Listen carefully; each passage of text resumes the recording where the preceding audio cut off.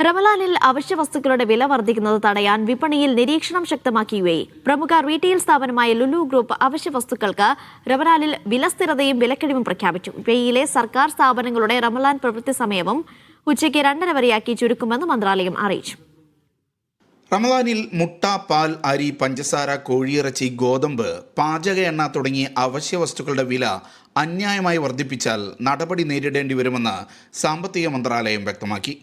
27-ലധികം രാജ്യങ്ങളിൽ നിന്ന് അവശ്യ വസ്തുക്കൾ സംഭരിച്ചിട്ടുണ്ടെന്ന് അറിയിച്ച ലുലു ഗ്രൂപ്പ് റമദാനിൽ ഇവയ്ക്ക് വിലസ്ഥിരത ഏർപ്പെടുത്തി. 6000-ലേറെ ഉൽപ്പന്നങ്ങൾക്ക് 65% വരെ വിലക്കിഴിവും പ്രഖ്യാപിച്ചിട്ടുണ്ട്. ഡേറ്റ് ഫെസ്റ്റിവൽ, സ്വീറ്റ് ട്രീറ്റ് തുടങ്ങിയ ക്യാമ്പയിനുകളും ഈ കാലയളവിൽ ലുലു ഹൈപ്പർ മാർക്കറ്റുകളിൽ സംഘടിപ്പിക്കും. ഓൺലൈൻ ഡെലിവറി സേവനങ്ങൾ സജീവമാക്കുന്നതിനൊപ്പം ഓൺലൈൻ ഉപഭോക്താക്കൾക്ക് ഡിജിറ്റൽ ഓഫറുകളും നൽകുമെന്ന് ലുലു വാർത്താക്കുറിപ്പിൽ അറിയിച്ചു.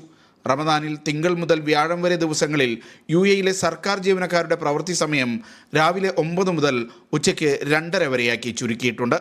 വെള്ളിയാഴ്ചകളിൽ രാവിലെ 9 മുതൽ ഉച്ചയ്ക്ക് 12 വരെയായിരിക്കും ജോലി. വെള്ളിയാഴ്ചകളിൽ വർക്ക് ഫ്രം ഹോമിനും സർക്കാർ ജീവനക്കാർക്ക് അനുമതി ലഭിക്കും. Media 1, Dubai.